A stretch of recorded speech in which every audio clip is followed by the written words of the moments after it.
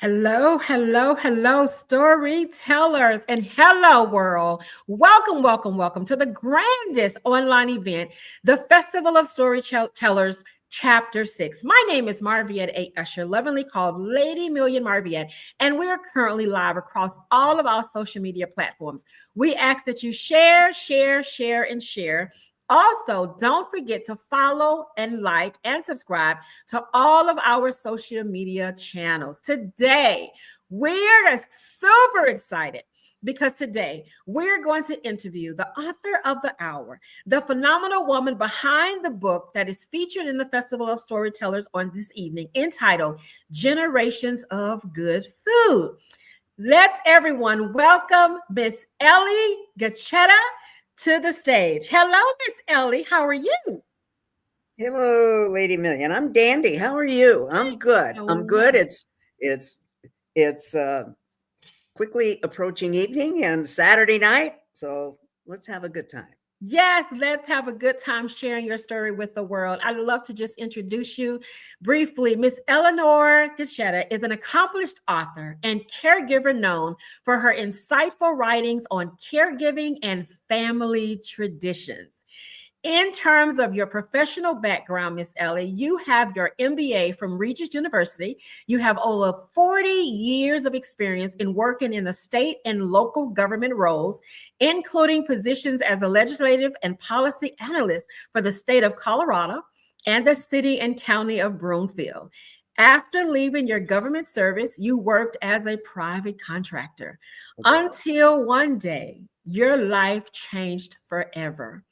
Following your mother's fall and subsequent hip injury at age 92, Eleanor became a full time caregiver. Oh my goodness. For nearly 9.5 years. That is almost a decade.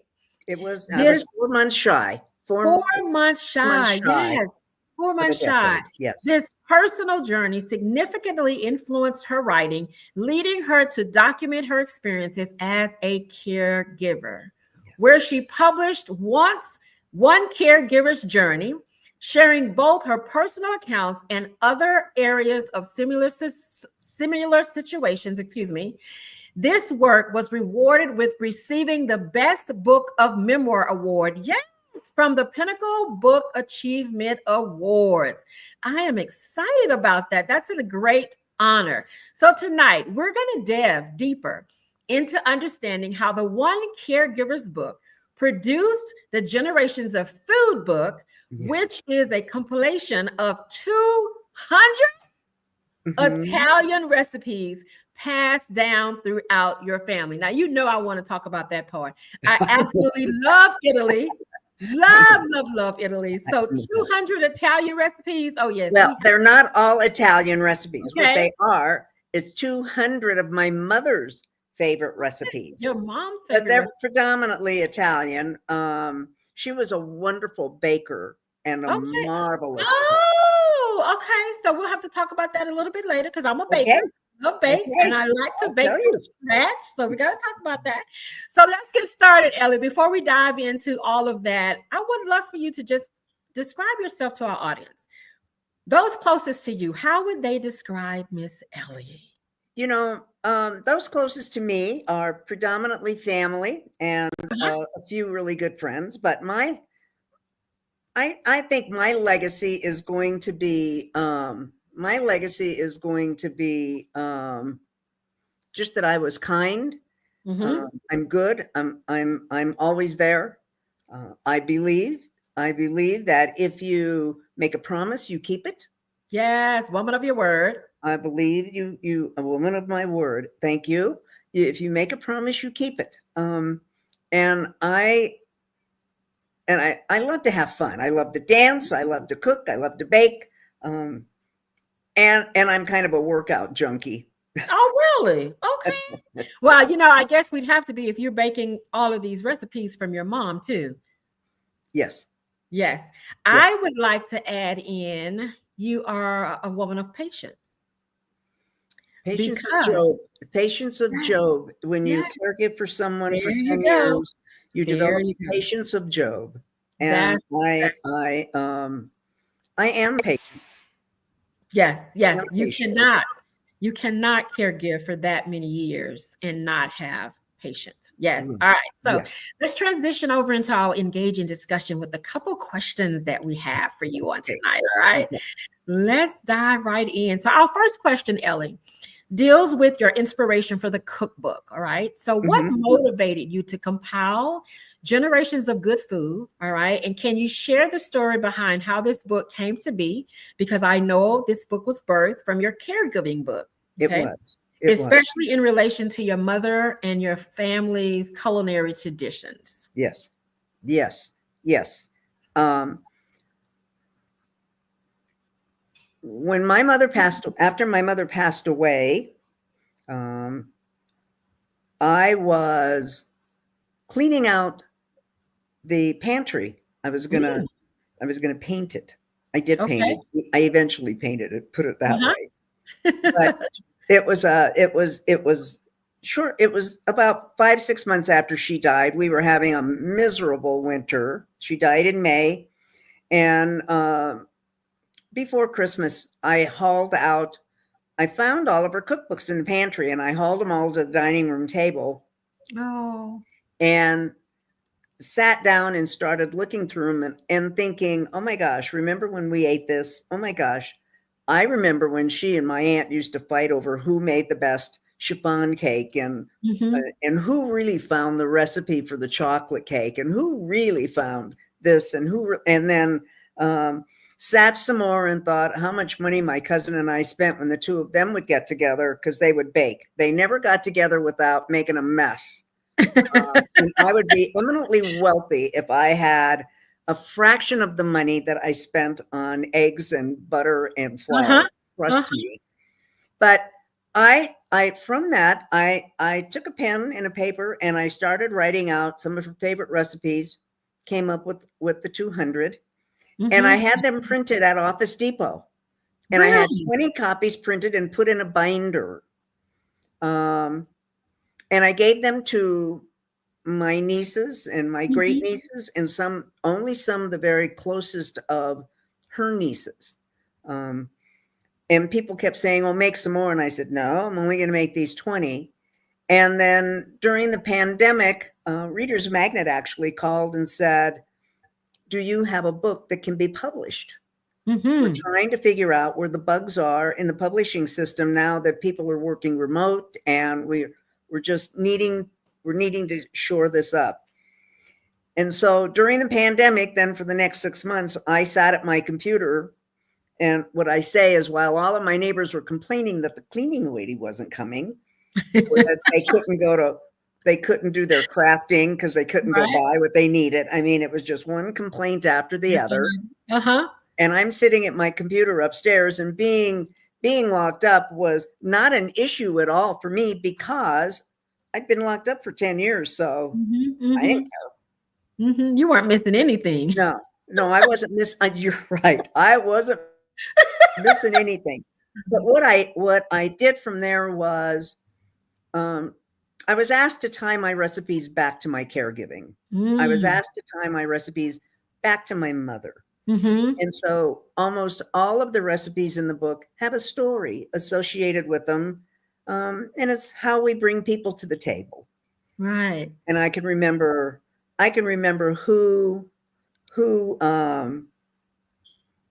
can re- and given this question that's on this comment, Mhm. so as I was transferring from my handwritten notes to my computer, I would occasionally I would get to the recipe and I'd get to the instructions how to make it.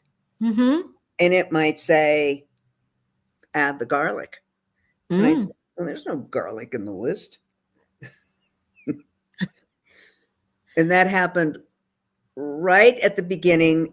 And I either made these recipes in my head, which I had, or actually made them in my kitchen to make Mhm. sure that I had all of the ingredients in the list and that my instructions were right and that what I was saying was going to be what happened. So Okay. it ended up being more of a journey. Right. That's Yeah. what I was gonna ask you, Miss Ellie. Have we tested all of these recipes? Yes, we have. Some multiple times, but yes, we have. Okay. Now you just made a comment about a story. So am I to say that after every recipe there's a family story? Most recipes, I would say I'd say 85 to 90% of the recipes have a family story. Oh, I love that. And then I could tie it back to like the cheesecake and the Yes. Yes. cheesecake and the baked shrimp recipes were from a Ooh. sister-in-law, and Easter cookies were from my brother's wife, my late brother's wife. So Mhm. it's everybody, and then my aunts, and then it does go back a number of generations, and I have recipes from her aunts, my mother's aunts in there. My Mhm. mother, Mhm. this is pretty much a family kind of cookbook, because her family always got together and cooked for certain holidays. And Right.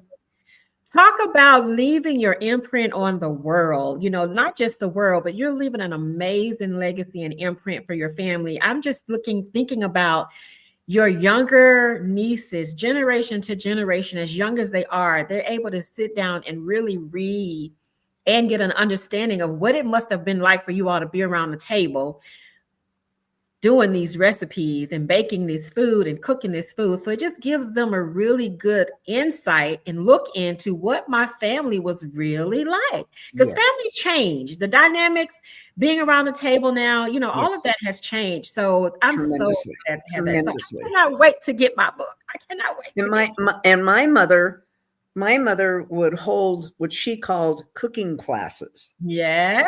for the granddaughters and the older great granddaughters. I have had a couple for the younger great. I have. I should probably back up and tell you that I have 4 nieces. Okay. My nephew, I had a nephew. He passed away earlier this year, last year. I have 19 great nieces and nephews, Whoa. and I have 3 great greats with 2 on the way.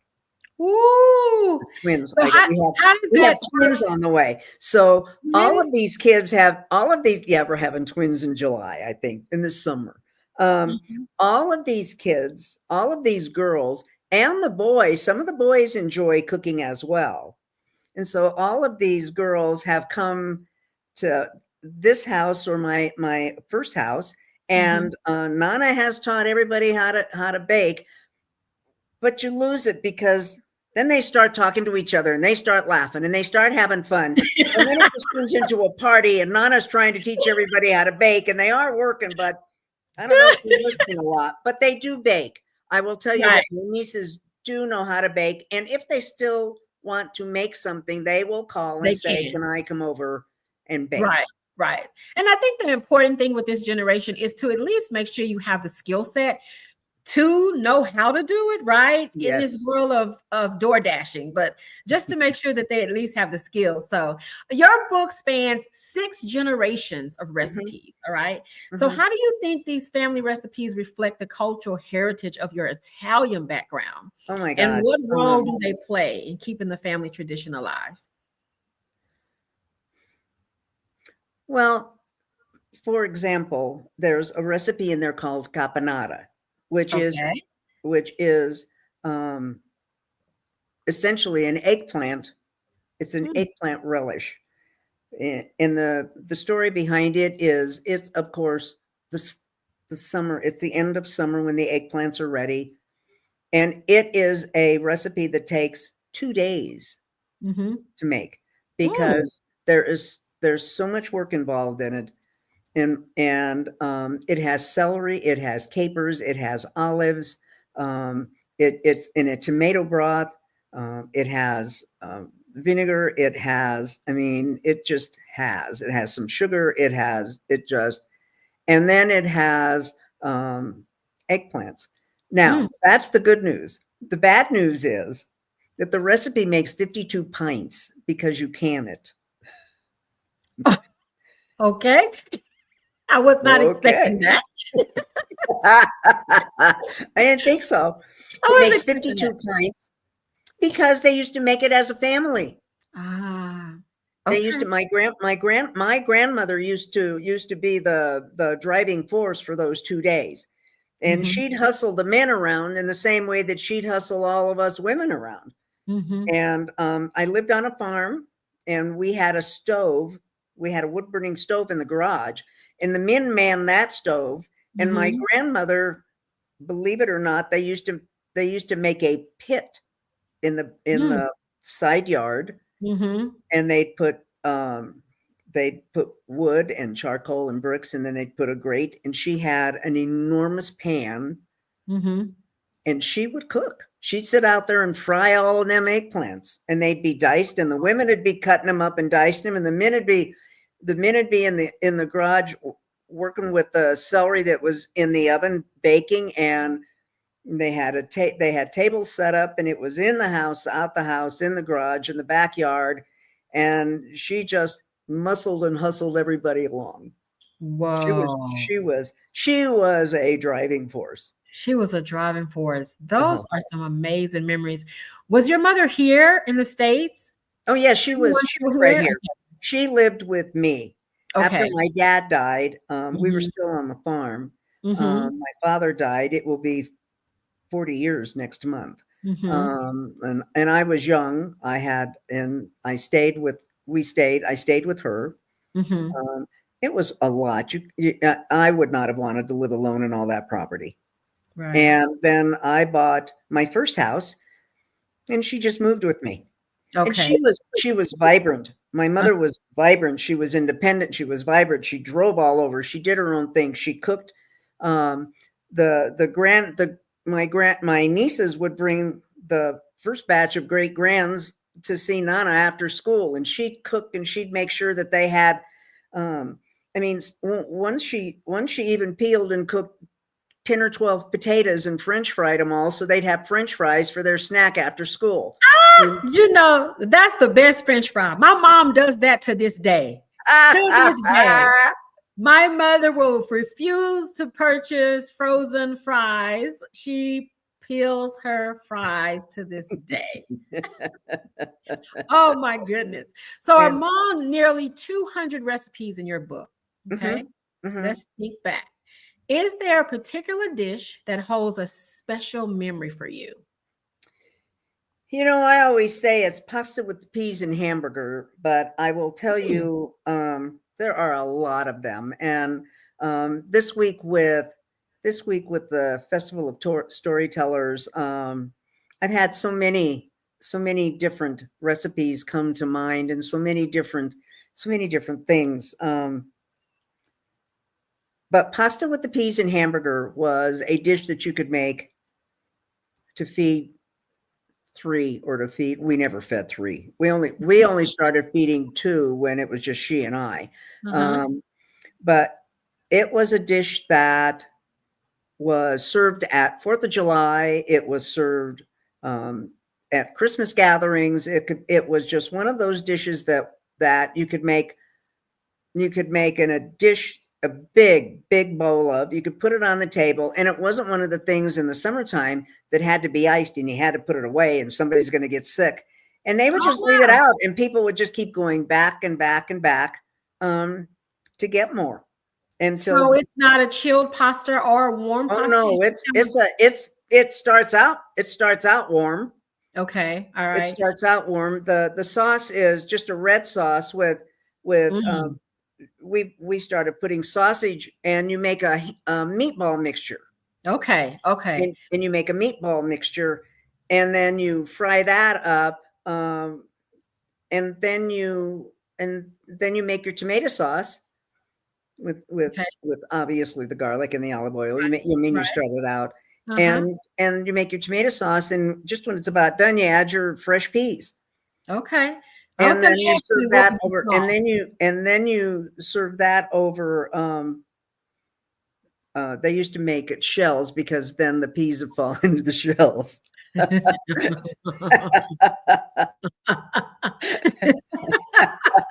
And that was the thing. The kids could dig the shell. You could dig the peas out Get of the the peas shells. out. Uh-huh. Uh-huh. I was going to ask you what sauce. I was trying to envision in my mind what sauce would be with this. Would it be a cream Tomato sauce? sauce, Would it be a red a sauce? Okay, tomato so sauce, a red sauce. Red sauce. All right.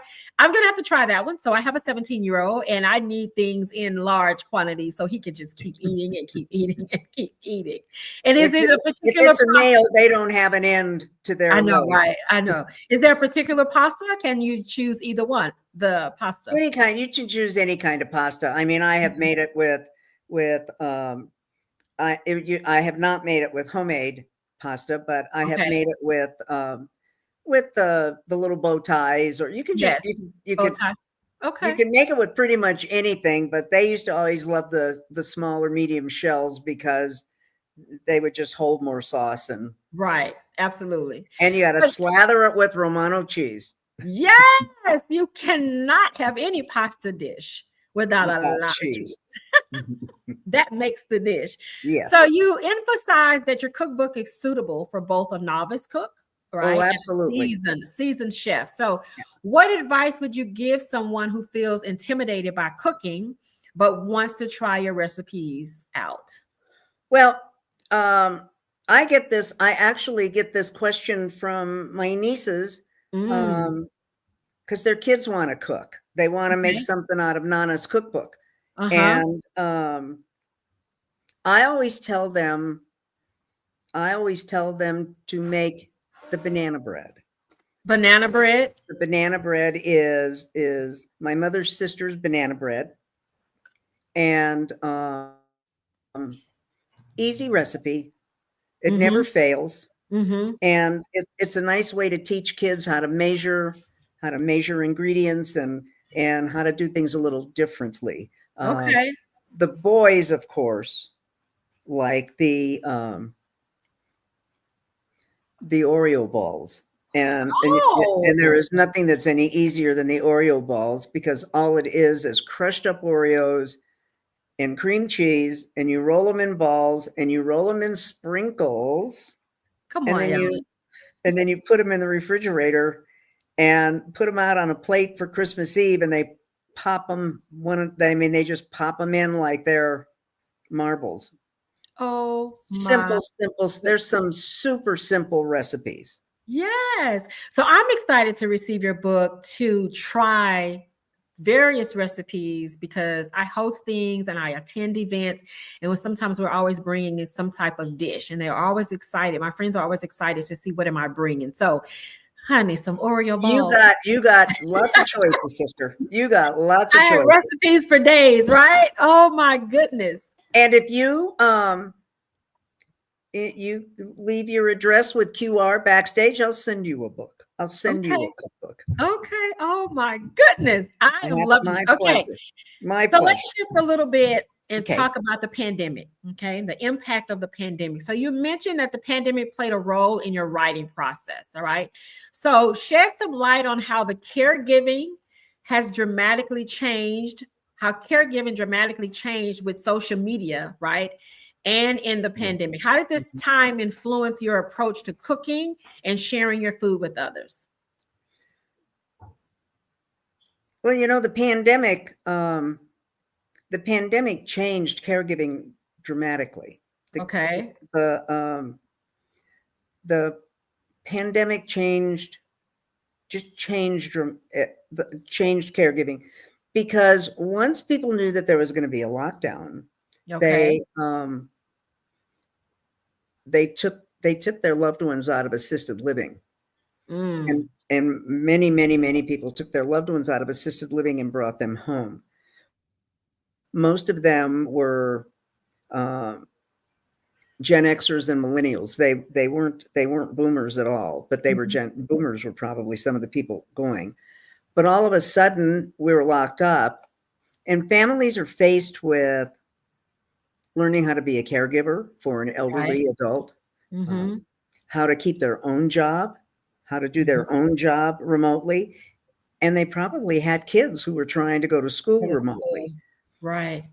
It became the stress levels, and if their parents required significant care, there was no place to go. I mean, the adult daycare centers were closed, Mhm.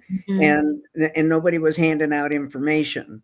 Um, Social media just boomed at that particular point. It did. Um, and caregivers had caregivers had an opportunity to reach out, and get some help and get some information and find out what was available. Once, of course, the pandemic was done, more or less, things started to open up.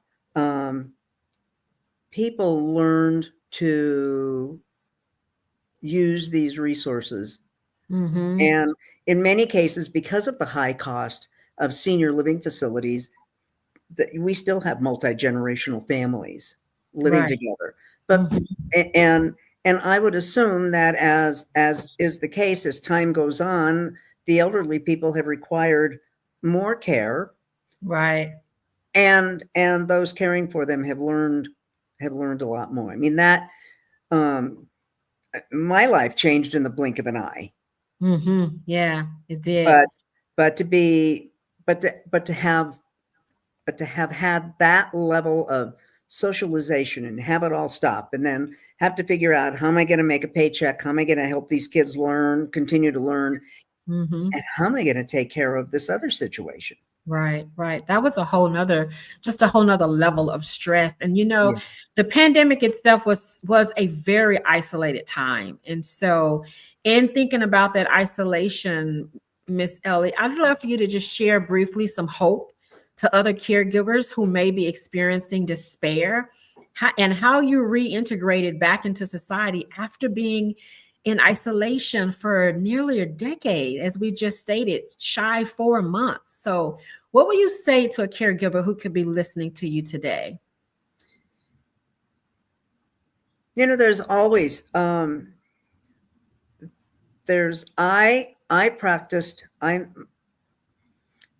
me just say, I was probably a very fortunate caregiver. Okay. My mother was a docile soul. She had bright blue eyes and a smile that could light up the darkest room. And she spent the bulk of her day singing in Italian and praying.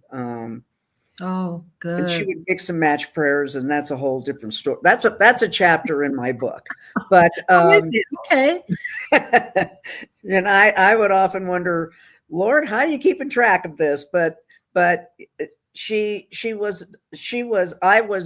did not have a combative mother. Oh, that's a blessing. It more than you know. But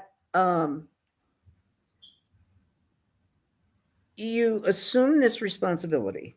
You take it on, you make a commitment, and then you just have to figure out how to do some days are super easy, some days not so much. Some days, at 2:00 in the morning, you're running the washer and dryer. You're mopping floors, you're cleaning rugs, you're just, and people would say, well, when do you sleep? And it's like, sometimes you don't, sometimes you do, sometimes you don't.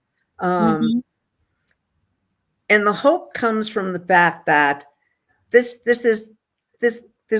and I know this sounds terrible, but this gig will end. Yeah, it will. And you have to give it your best shot. Yeah. And you have to be able to see. You have to be able to see the humor, and the love, and in this person you're caring for. You have to be able to find something to laugh about every day. You have to be able to. There were nights that I would put her to bed that she would lay in bed and sing at the top of her voice until she fell asleep. And I would sit on the couch and go, oh my God. But that smile that greeted me every morning was what gave me hope. The fact that I knew she was grateful. And so mine, at the end, it was my last 6 months were very difficult. They were very difficult. And not because she was difficult, but because the situation had become just tough. She developed congestive heart failure. And she was on a walker because she had broken her hip. And Her mobility slowed, and she was 102. I mean, that's a blessing right there, all in itself. She was 102. And so it just, the last 6 months were very difficult. And I used to put her to bed at night and just sit on the couch and sob. But she died at home very peacefully in her bed. Yes. Actually, I will tell you that the hospice nurse had just come. My brother had just left. I had called him. We sat with her for 2.5 hours, and he said, I'm going to go home for a few moments, and I'll come back. I said, okay. He said, I got a couple things I need to do. He drove away, and the hospice nurse came in, and I actually said, my mother took her last breath, and we both just stared at her, and I actually said, Kelly, is she dead? Yeah, I can see it almost unbelievable. And she said, I don't know. She said, I don't know. And and she was so peaceful. And so those are the things that give you the hope. The hope is, and my hope is that young caregivers and I know it's tough. You don't have to tell me it's tough. I have read the online groups. Some of them are miserable because people who don't know diddly about caregiving are trying to give advice to people who are struggling. Right. And I was part of a particular group, and one poor young woman was just crying out saying, I'm going to hurt her. Her dementia is so repetitive. I want to hurt her. That's the only way I'm going to get her to stop is to hurt her. And everybody was saying, oh, you need to go to therapy to cope. And, oh, you need to go to therapy to cope. And I'm going, who's going to sit with grandma while you're crying on the couch? Right. And it's okay. It's okay to say, you know what? I am not cut out to be a caregiver. Yes. This is not for everyone. This is not something I can do. It is not for everyone. And it's okay to say that. There is no shame in saying, I will help you in other ways, which a lot of people did to me as my mother became difficult to care for. It became difficult. People would say, I'll go buy your groceries, I'll run your errands, but I can't stay with her. And it's okay to do that. And it's okay to offer to help. Right. And just because you're a child is not the answer. Right. And just because you are the sibling or the child of, it does not mean that you automatically are responsible, but you do have to participate, right? All right. So thank you for that. Caregivers, if you are listening, I do hope that you were able to gain some type of insight and some type of wisdom and empathy to know that it's okay to say that you're not suited for this position and find other ways that you can help out. All right. So thank you for sharing that, Ellie. Let's shift a little bit from some of the heaviness and let's shift to an engaging, fun activity. And it's called Unquote segment. All right. So how it works is I'm going to share a quote with you. Team will put it on the screen. And so I'd like for you to read the quote and reflect on how the quote resonates with you personally and how it relates to the theme and message of your book. All right. So our first quote, team, are we ready? Food is not good. Food is not just sustenance. It's a bridge that connects us to our heritage and loved ones. Right. Food is not just sustenance. Food is not just sustenance. And the bridge is sitting at the table. And the heritage for me is all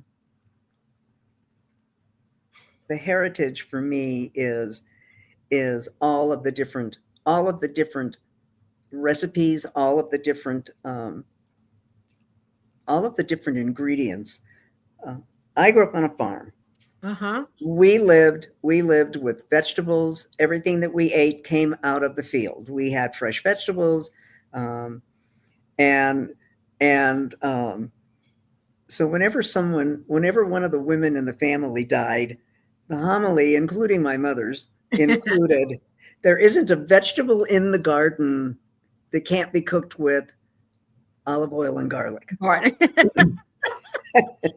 That's a staple. Yes. It's a staple. But Mhm. the heritage comes in my memory, seeing all of when I was small, didn't know any better, seeing all of those old men sit around the table together. Mm. Everybody would sit around the table and eat, and the Mhm. meals were huge. I mean, it was like they'd have two meals at once. For Thanksgiving, they would have the turkey, the potatoes, the dressing, and they'd have raviolas, and they'd have meatballs and sausage. I mean, you'd have All of two it. meals, all of it, and that's how they lived. That's how they Mhm. lived. The men would have a glass of wine. My father had a little 4-ounce juice glass that he would Uh-huh. have a glass of wine in the evening. He never drank during the day, but he would have a glass of wine in the evening. I won't say he didn't drink during the day, because in the winter, all the men had to have their coffee royal before they went outside and worked in the afternoons. I mean, Mhm. you had to have your coffee with your wild turkey or whatever, I love whatever the men had. But I love it. that's the heritage. That's Yes. the heritage. Yes. I love olive oil. Love garlic. You cannot saute food without it. It is amazing. And so It listening is. to you talk It about is. everyone sitting around the table, it reminds me of a restaurant that's in the States, and it's called Maggiano Little Italy. And Oh, so of when you course. go to the restaurant, We have them here. Yes. yeah, so when you go to the restaurant, I took my family there years ago for Mother's Day, and we did the family style Uh-huh. type of menu, and it was the passing of it. So I mean, large families, I can see that being so much fun, just so much fun. All right, team, our second quote. Each recipe tells a story, preserving the flavors of our past while nourishing the future. Each recipe does tell a story. Mhm. Each recipe does tell a story. Um, Let me give you and the flavors of the past can be fast forwarded into the future. Mhm. So I will tell you a story. Okay. My mother's youngest sister, lived in California. Okay. Her neighbor worked for Mrs. C's Candy. Mm. She got fired, and she was not a happy camper. So she took the Mrs. C's fudge recipe and distributed it throughout California. Now, this is in the 50s. Mhm. The first person my aunt sends it to, because in those days there wasn't a cell phone, you couldn't text it, you couldn't. She wrote that baby out and slapped it in an envelope with a 2-cent stamp and sent it to my mother. And this recipe makes a million pounds of fudge, and it is in my cookbook. Fudge. Fudge. Whoa. Okay. Mrs. C's fudge. It makes an enormous pan of fudge, of which my father had an enormous sweet tooth, and my mother for holidays would make two batches of it. Would make two batches of it. Uh-huh. And So one of the things that was a lot of fun about that is that recipe calls for 4.5 cups of sugar Mm-hmm. and milk. And in the past few years, I make it in an 8x8 square, and Mm. you can use sweetened condensed milk in the place of all that sugar and all that milk and cream, and it Mm-hmm. still tastes like And it's Mrs. so Beach good. fudge that you're going to Yeah. pay $12 a pound for. Right.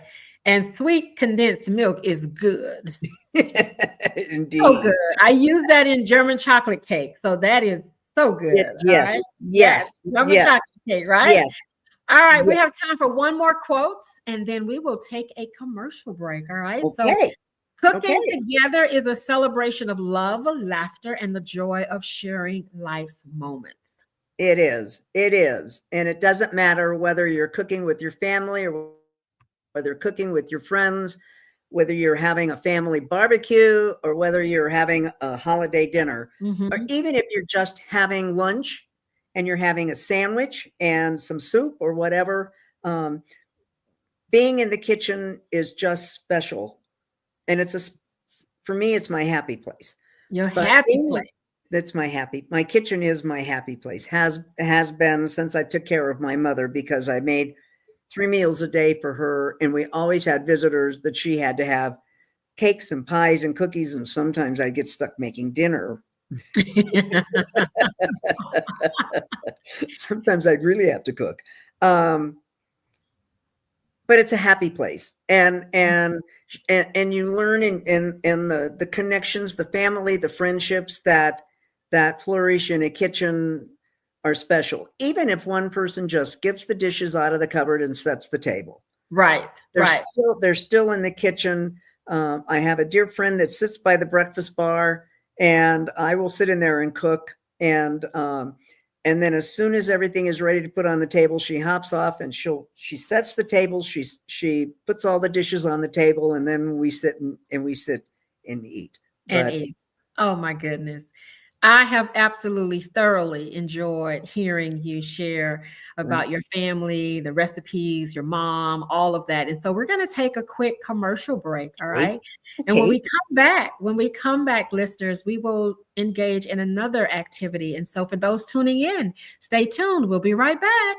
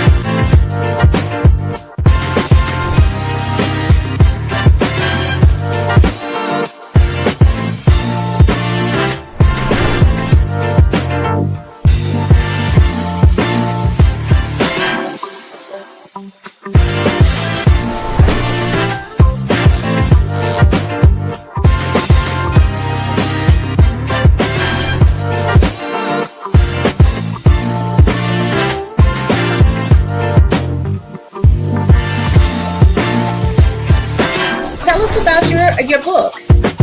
Yes, my name is David Witherington Stewart. I'm a Florida author. I'm 80. Carol Kinney is a writer. I write a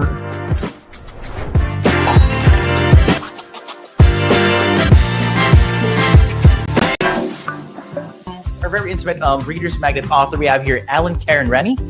It is Unfaded Beauty, a book 1 of 4, the new Proverbs 31 Women series.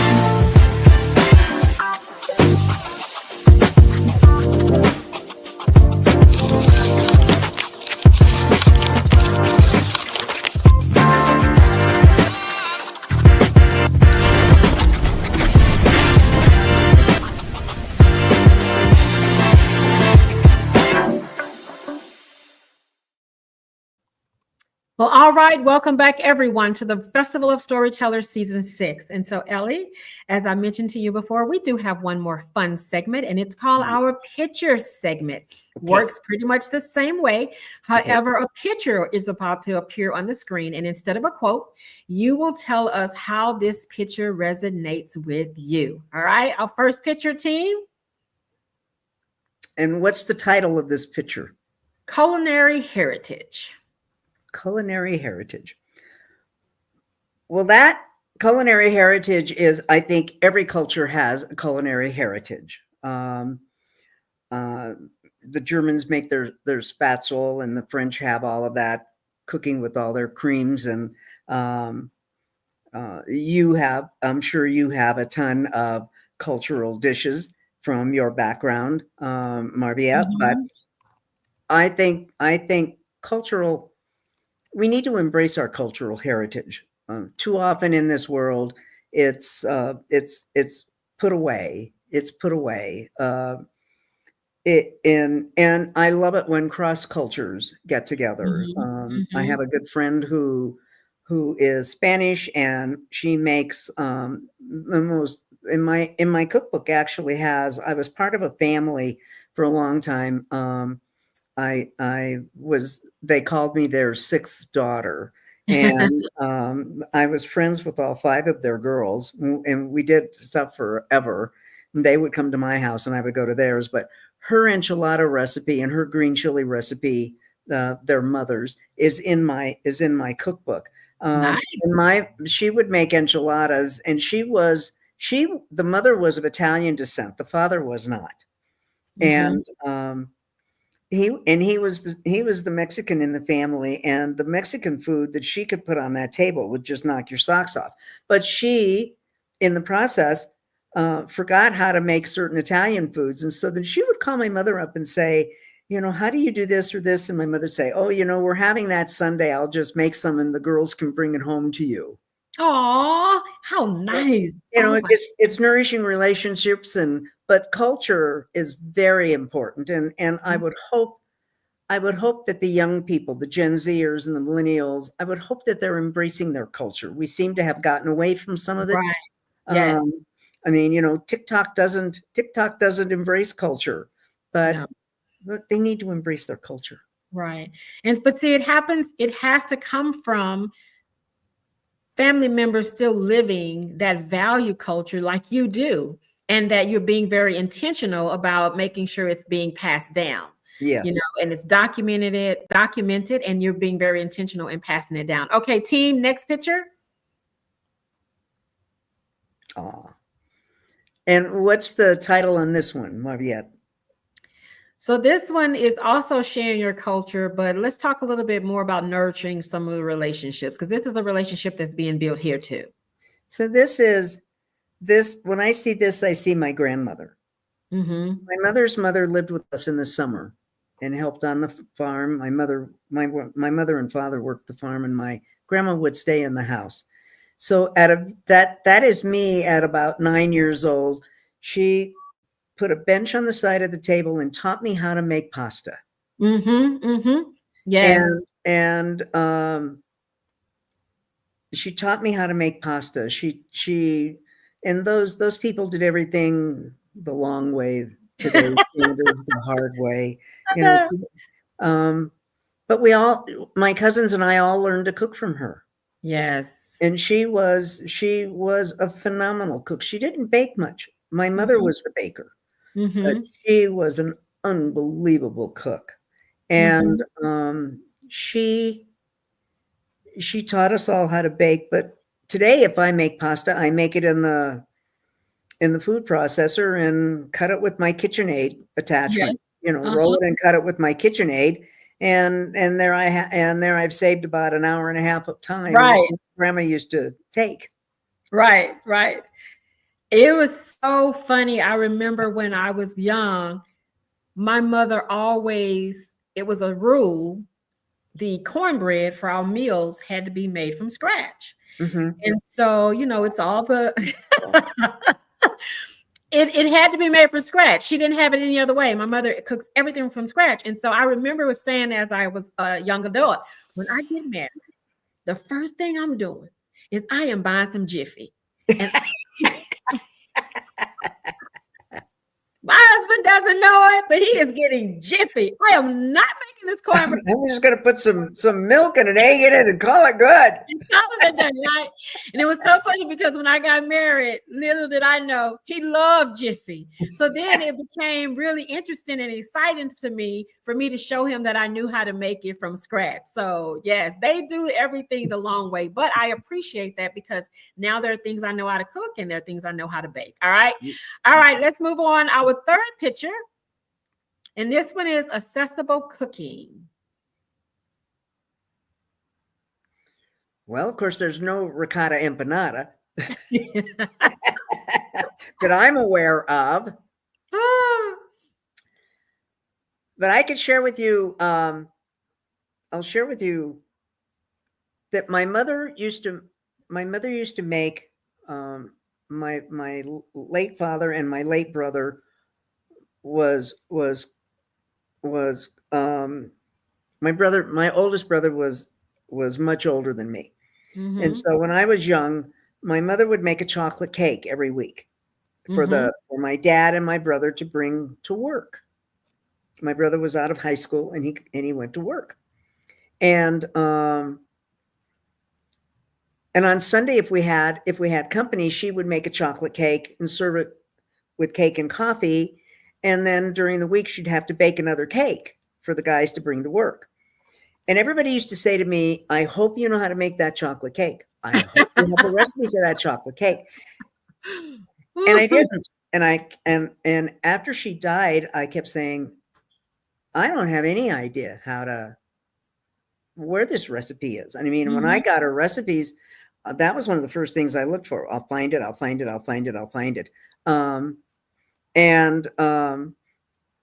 So before I published, and I had already had recipes out, it was pretty much ready to go. Before I published my cookbook, I was sitting one day and I was reading the 5 best chocolate cakes.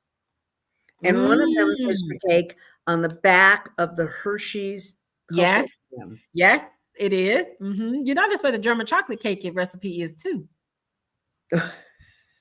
And I thought, well, I had just finished baking with that can. So I got up and I got the can out of the cupboard, and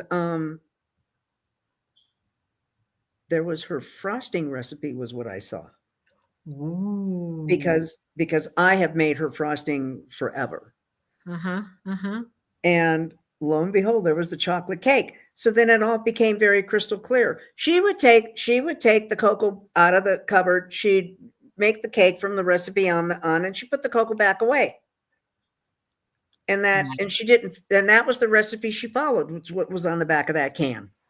And so that's how recipes are just crazy. And that recipe is in my cookbook. Yes. So your cookbook, as we stated, is suitable for all skill levels. Okay. Absolutely. There's some really difficult recipes in there, but there's by and large, and it's easy. It's easy. It's not complicated. No, it's not complicated. Good. All right, so let's do a little shift. Who's ready to be a winner? I always tell people, say, if it's free, it is for me. So we are selecting 3 lucky winners on tonight. All right. And so QR, whoever is our team in the back, will put the winners' names in the chat. And so let's start off with a couple questions. Let's post our first question for our. There you go. All right. What is the title of Ellie's cookbook? Put your answer in the chat. And Mr. QR will let me know who the winner is when we get a winner. While we're waiting on that, we'd like to put up a few comments that are in the comment world. Mary Jane says, oh, okay. Mary Jane said, generations of good food. Max. So, Mr. QR, You have our first winner. There's Alani. All right. All right. So let's go on to our second question. How did she come to turn my caregiving into a book? Well, I turned my caregiving into a book because my mother broke her hip at the age of 93, but 18 months later she had a stroke, and I was just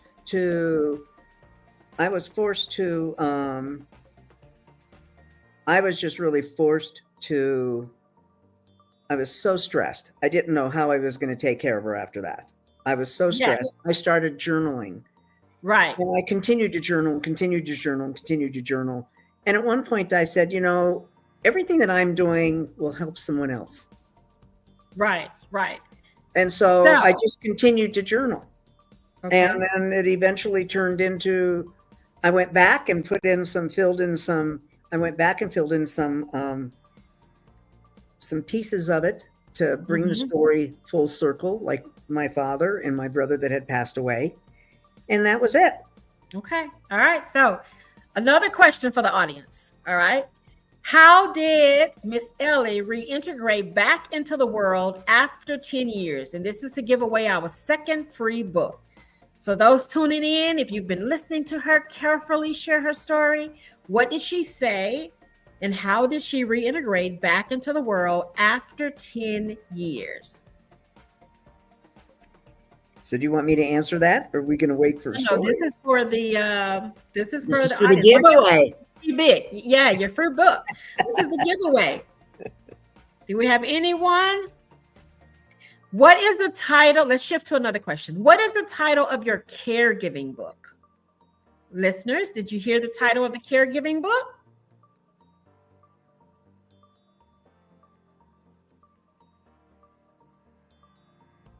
Caregiving book.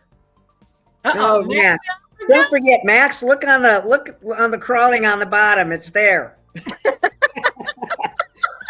coming across the crawler on the bottom. There you go. Caregiver's journey. Yes, Alani Yacente has it. Okay, Max, you got it. You got it, Max. All righty. So let's give it up to both of our winners for the two people that are receiving your free copy of your book. I cannot wait to get my copy. It's going to be amazing. All right, so let's quickly move on, Miss Ellie. We only have a minute or two left, and so I'd love for us to take some time for you to share with our listeners where they can find and connect with you socially and where they can obtain your books. All right. Okay. My books are available on Amazon, Barnes and Nobles, all the online book outlets, at the Reader's Magnet Bookstore, and on my webpage at www.onecaregiversjourney.com. You can buy them there. If you are a caregiver or you like to cook, there are lots and lots of blogs about caregiving and cooking on my website. And I am on Facebook. Yes. And I am on Instagram. All right. And I'm thinking about getting on Blue Sky, but I haven't gotten to that point yet. Oh, okay. Seems to be the newest. I haven't gotten to that yet. Haven't gotten that far. Oh my goodness. Well, it has been an absolute pleasure, Ellie, sharing you with the world and just learning more about you as an individual, learning more about your family, the rich heritage with your family, the Italian culture. I absolutely love that. I cannot wait, as I forestated, to receive a copy of the book so that I can dig in and make some recipes and try some of the recipes. So I'm super excited about that. And so for all of the listeners that are here that are tuning in, I hope you've enjoyed our time together in the Festival of Storytellers, Chapter 6. For more information, we still have one more day to go. So for more information and some specific schedule of events for the remainder of this session, you want to go to www.thefestivalofstorytellers.com. All right. And before we step away, you see my books here with me. I'm the author of Phenomenal Oh Yes You Are, as well as 30 Pearls of I Do. And both of my books come from my compassion that I have for how women see themselves when they go through seasons of brokenness. And the main motto that I have is that make sure you turn whatever pain you have into purpose, birth something that gives God glory, that is absolutely amazing and beautiful. And in the end, make sure that pain pays you. All right. So I want to go ahead. I have one question for you. Are you joining the moderators in tomorrow evening's session? I am. Yes, I am. Good. I look Yes. forward to seeing you tomorrow night. Yes, I will be there tomorrow night. And guess what? I am also moderating tomorrow's roundtable. That is one of my favorite topics, and it is called Phenomenal Women, Celebrating Strength, Beauty, and Resilience. So I have to moderate that right And I'm moderating Navigating the Caregiver's Path. Oh, that's going to be good. That's going to be good. So y'all can join. You got two you can watch tomorrow. Yes, yes. And I will see you at the moderators Okay. round table when we are all done. Okay. All right. Okay. So look I want to forward thank to it. everyone Thank you, again. Marbiette. Thank you. You are so welcome. I have enjoyed it. I have Me absolutely. too. Me too. Thank Immensely. you, everyone, for tuning in. And as we say here at Reader's Magnet, we share your story with the with world. the world. Bye Yes, for ma'am. now. See Bye-bye. you tomorrow, Ellie.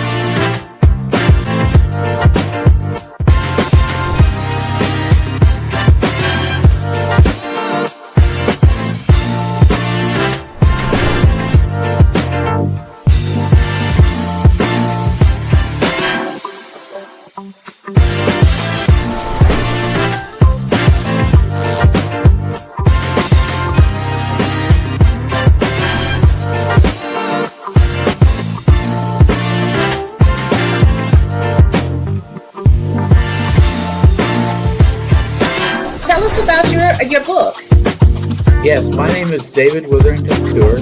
I'm a Florida author. I'm 80. Carol Kinney is a writer. I write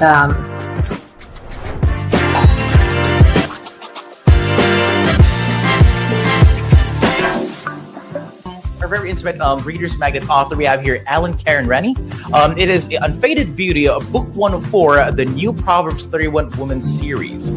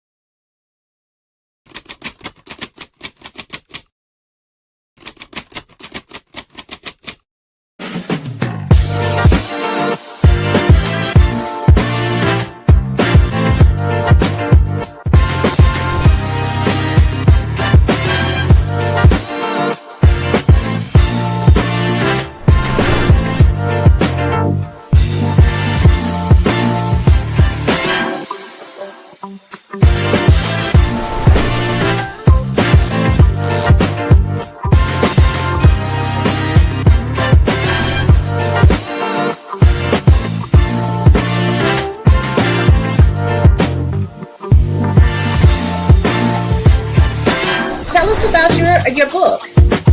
Yes, my name is David Witherington Stewart. I'm a Florida author. I'm 80. Carol Kinney is a writer. I write Our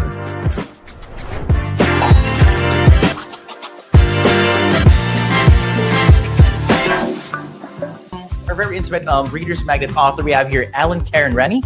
It is Unfaded Beauty, book 1 of 4, the new Proverbs 31 Women series.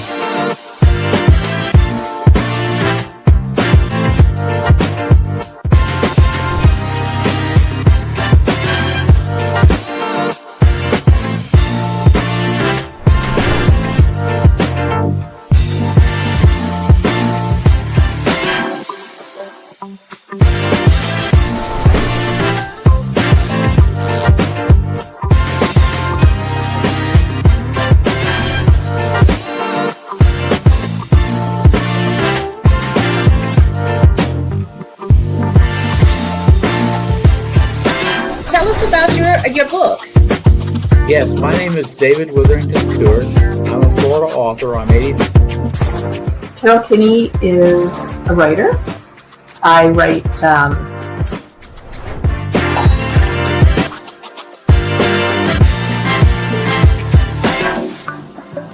very intimate Reader's Magnet author we have here, Karen Rennie. It is Unfaded Beauty, book 1 of 4, the new Proverbs 31 Women series.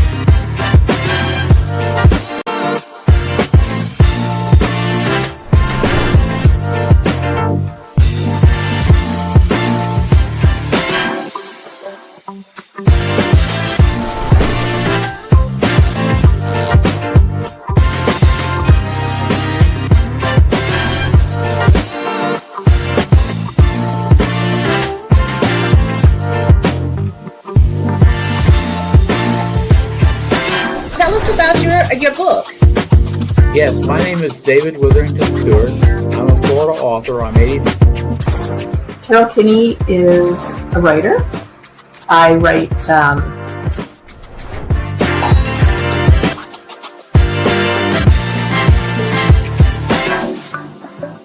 very intimate Reader's Magnet author we have here, Karen Rennie. It is Unfaded Beauty, book 1 of 4, the new Proverbs 31 Women series.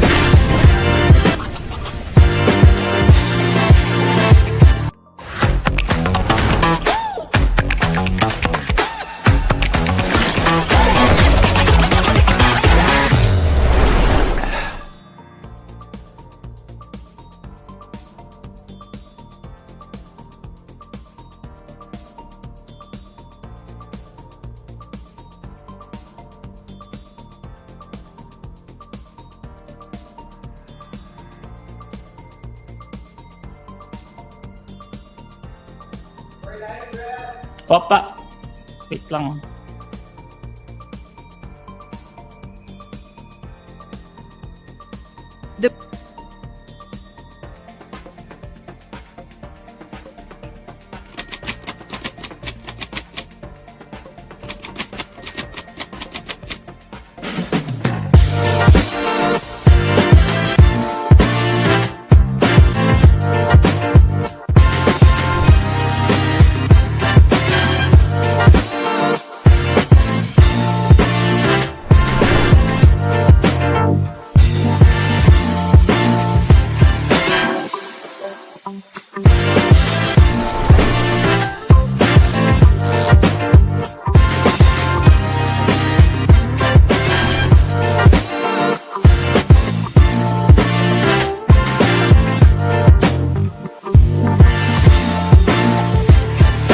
Tell us about your book.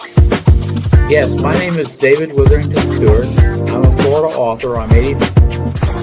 Carol Kinney is a writer. I write Our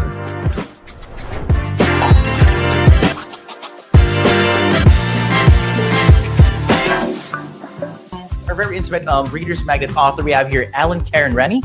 It is Unfaded Beauty, book 1 of 4, the new Proverbs 31 Women series.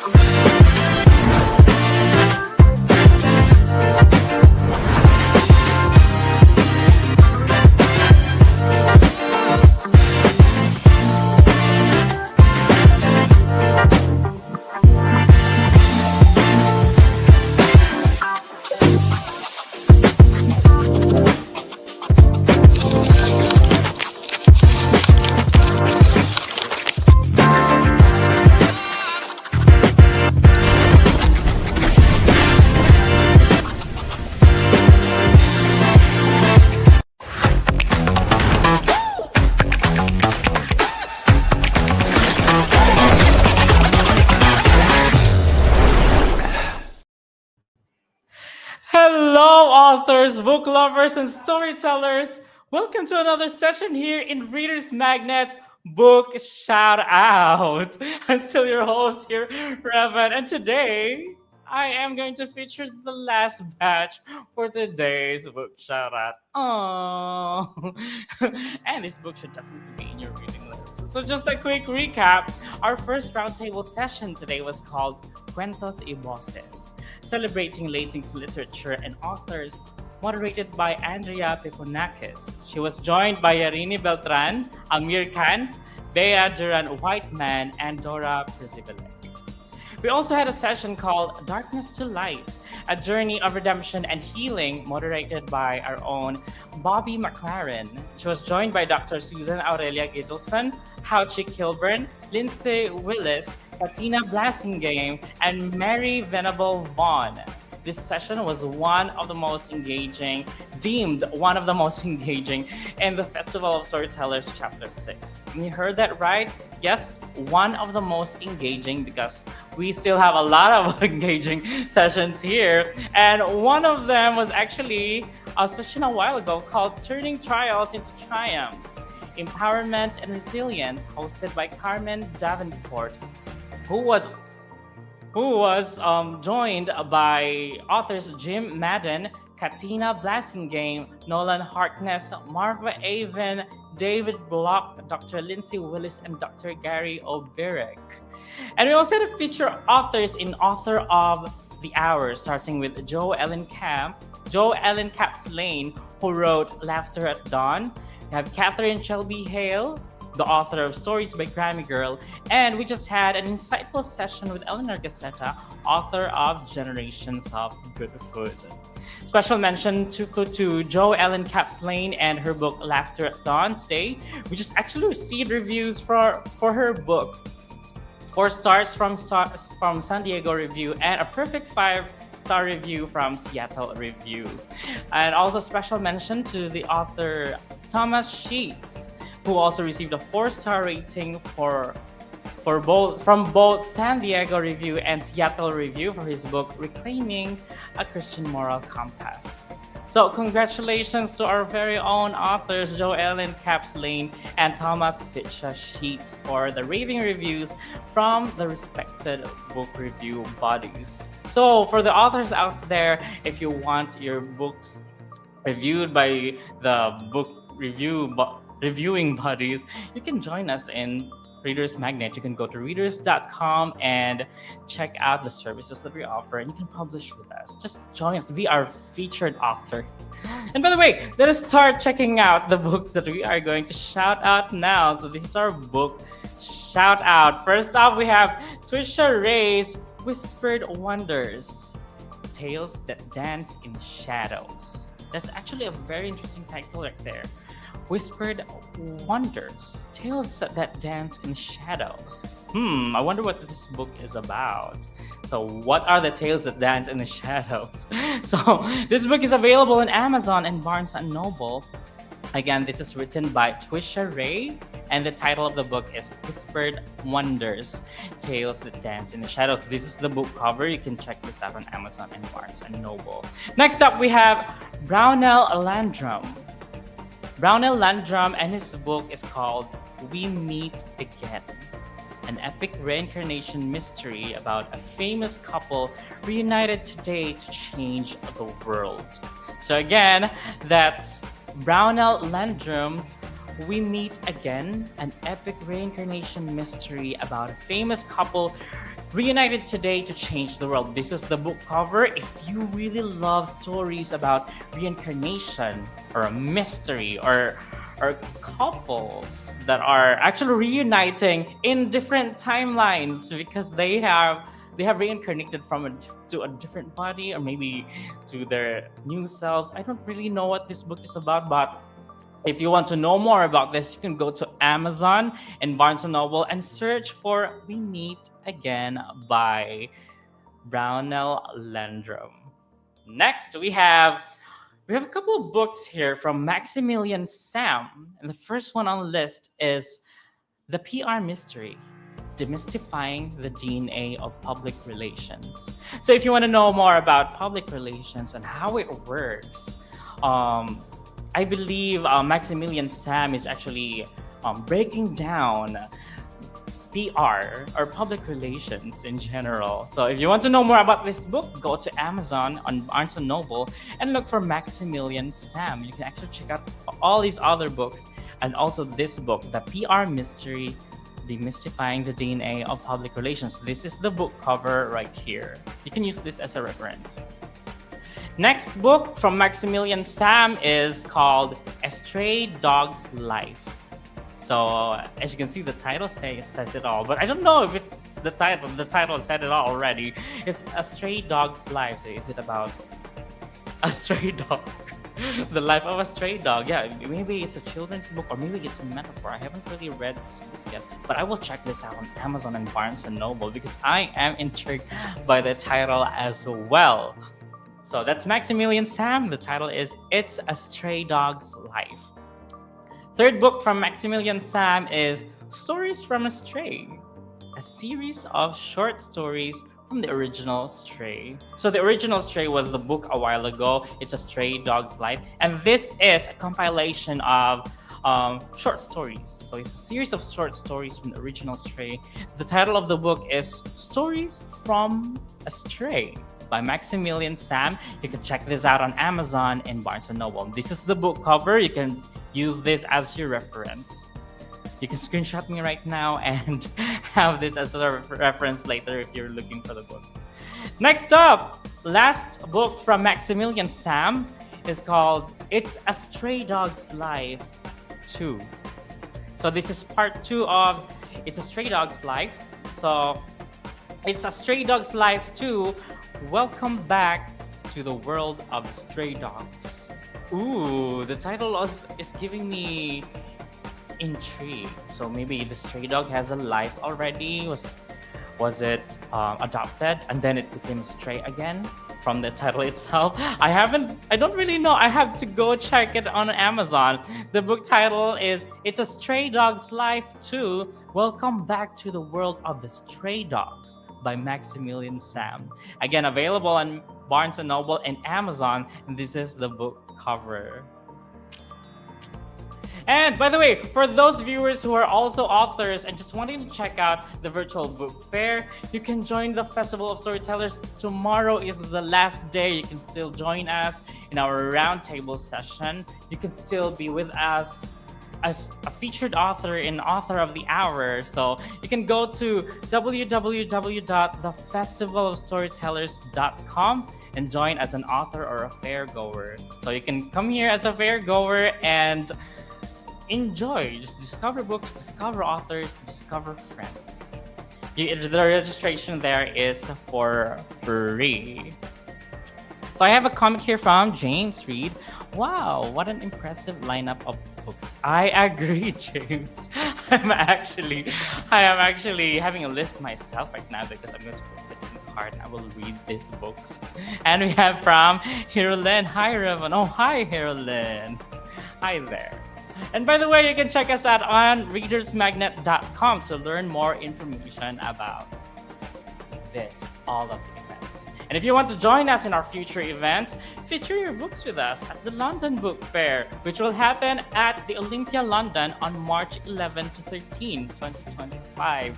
We will also be at the Los Angeles Times Festival of Books, happening at the University of Southern California on April 26 to 27, 2025. So see you there in our booths if you want to go there and discover the books that we are actually displaying. Or if you want to be our author, be part of our roster and let us feature your books. Publish with us or be our next featured author. Call 1-800-805-0762. Again, that's 1-800-805-0762 and enjoy our services. You can also email us at info@readersmagnet.com or just check readersmagnet.com to get our services, our publishing services, all the marketing. So yeah, we have professionals who will do it for you. So let's continue with our book shout out. So coming up, we have Danielle Corey's Tedious Story, Life Through the Eyes of a Dog. So this is another dog story, but it has a perfect perspective for me because it's in the perspective of a dog, the point of view of a dog. So Tida's story, Life Through the Eyes of a Dog. But I don't know who Tida is. Is it the dog or is it the owner? So is the dog looking at Tida and telling Tida's story, or is it the dog who's Tida showing us the life of a dog? So again, that's Daniel Corey's Tida's story, Life Through the Eyes of a Dog. You can find it on Amazon and Barnes & Noble, and this is the book cover. If you're interested, go there and order the book. Next up, we have John Roy's Sins of a Father. A very interesting title again. Maybe I wonder what this book is about. Is it a mystery because of the sins? Are these sins a secret and then they found out later in life?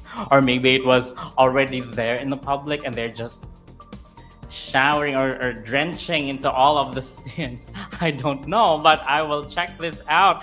The book is called Sins of a Father by John Roy. The book cover is right here.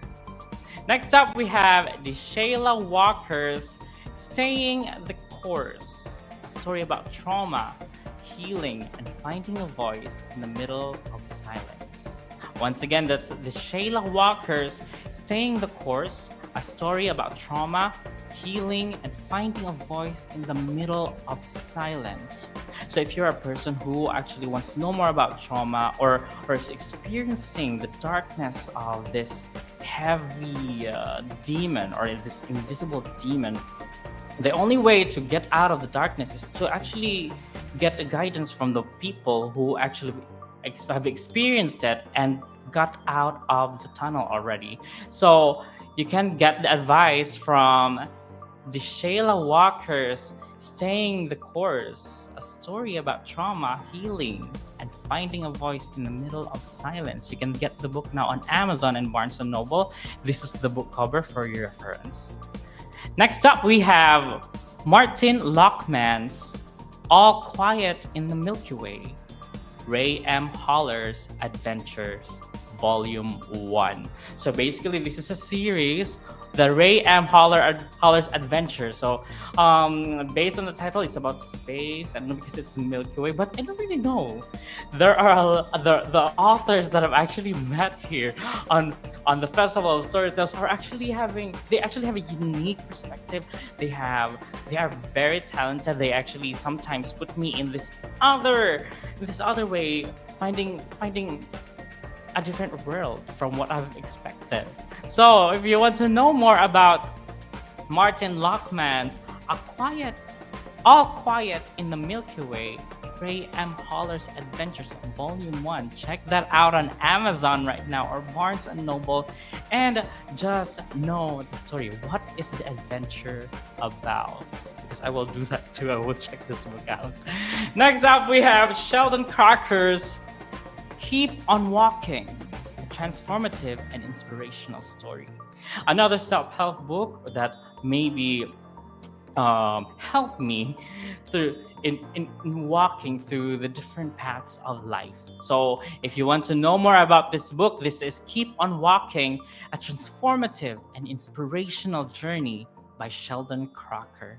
The book is right here. You can check this out on Amazon and Barnes & Noble and all those trusted distributing channels on the internet. Next up, we have Denise James, Back to Love.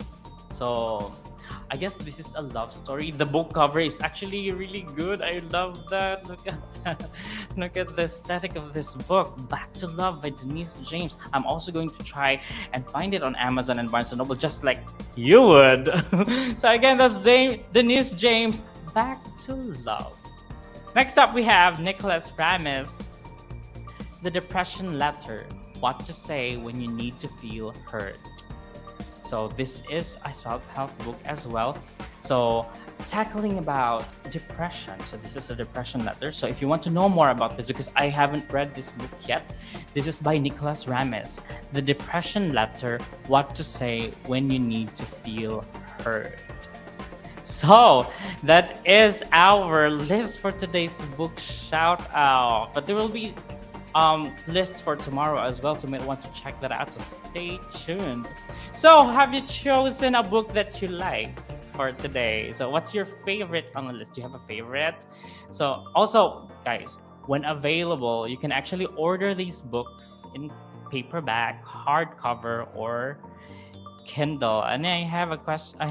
I love how Reader's Magnet credits incredible opportunities for authors to share their books and stories with the world. Yes, that's what we do. So our motto, we share your story with the world. We don't actually just share stories as in stories in the books. We also share your story. So your story as an author, as you're writing the book. So as you can see here in the Festival of Storytellers, you've actually witnessed the amazing stories, compelling stories by authors, their personal stories and their stories on how they process their books and their books stories as well. So I am excited for tomorrow. Okay, I am also excited for tomorrow. Yes, so tomorrow is the last day, so I don't know what's in store for me. So maybe I will have a lot of books to order tomorrow. And so you can order these books in paperback, hardcover, or Kindle. And speaking of Kindle, win a brand new Kindle today or tomorrow, because it is time for the book trivia. The book trivia. So I'm going to ask you 4 questions right now, and the category for today is different from the other categories that we had before. So we had classic books, we had the children's books before, and we mixed the Jurassic Park and things like that. Right now, I'm going to ask you 3 questions, by the way. I'm sorry, 3 questions. So today's category is creating a masterpiece. So creating a masterpiece, this is writing your book. So first question is, what is the first step in writing a book? Is it A, editing the manuscript, B, brainstorming ideas, C, creating a cover design, D, writing the final draft? Again, what is the first step in writing a book? Is it A, editing the manuscript, B, brainstorming ideas, C, creating a cover design, D, writing the final draft? Okay, type in your answers right now and I will count to 5. 1, 2, 3, 4, 5. And the correct answer for that is letter B, brainstorming ideas. And we had 2 answers from Christoph and Hansi. Very good. That's letter B, brainstorming ideas. Next up, we have, what is a manuscript?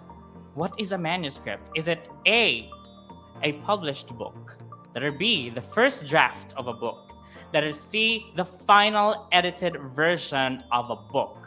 Again, what is a manuscript? Is it A, a published book? Letter B, the first draft of a book? Or letter C, the final edited version of a book? Okay, so we have answers here from Erin and Hansi. Then the answer here is letter B, the first draft of a book. So that is your manuscript. Congratulations, Hansi and Herlin. And the last question for today, we have this one. This is going to be very fast because we're out of time. Next, when should an author begin editing their book?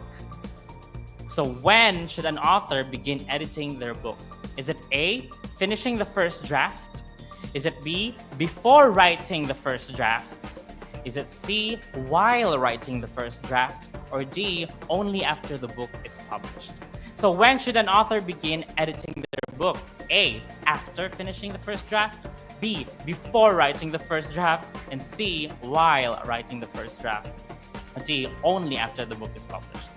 Okay, so the answer is, okay, we have letter A, after finishing the first draft. So congratulations there. We have Hansi and Herlin and Terry. Okay, so that's it. Congratulations to the winners who will actually have an entry for the raffle draw tomorrow. So who's going to win the raffle draw? I don't know, but you have to be there tomorrow to be able to claim your prize or your brand new Kindle. So this has been a great week for me. I've actually met some new people, new authors, and new authors to tune in, and new books to read, and new advice to ponder. So how was your week? And tomorrow's the last day of the Festival of Storytellers. I hope you have learned so many things just like I did. So let's turn the page and unravel the secrets of your personal odyssey. And I believe that your ink never runs dry. So go tell your story, you storyteller. And once again, this is Revan. And as we say it here in Reader's Magnet, we share your story with the world. Bye. Stay awesome.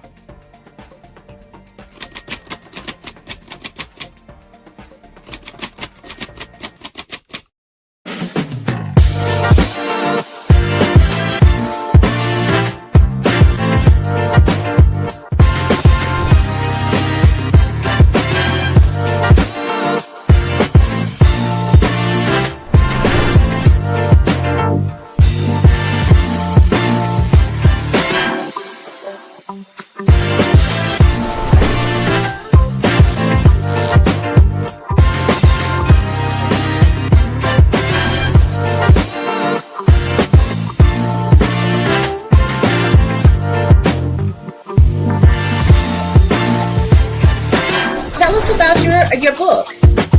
Yes, my name is David Witherington Stewart. I'm a Florida author. I'm 80. Carol Kinney is a writer. I write Our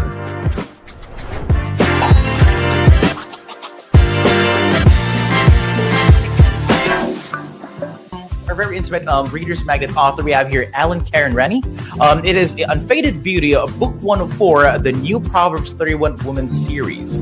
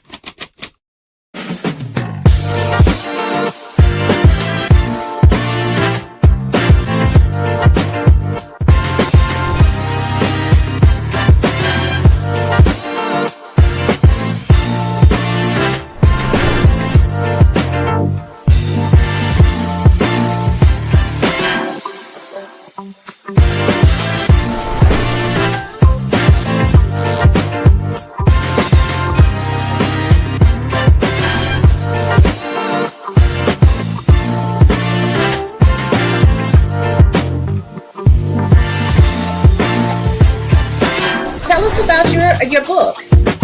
Yes, my name is David Witherington Stewart. I'm a Florida author. I'm 80. Carol Kinney is a writer. I write Our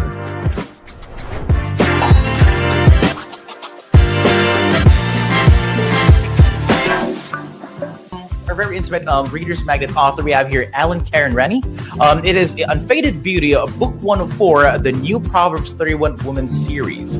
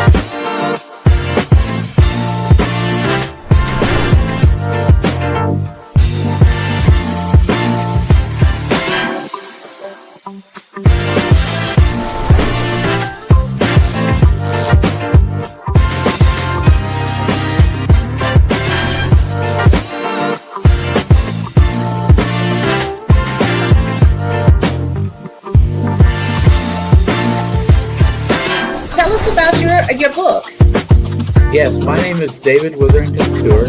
I'm a Florida author. I'm 80. Carol Kinney is a writer. I write Our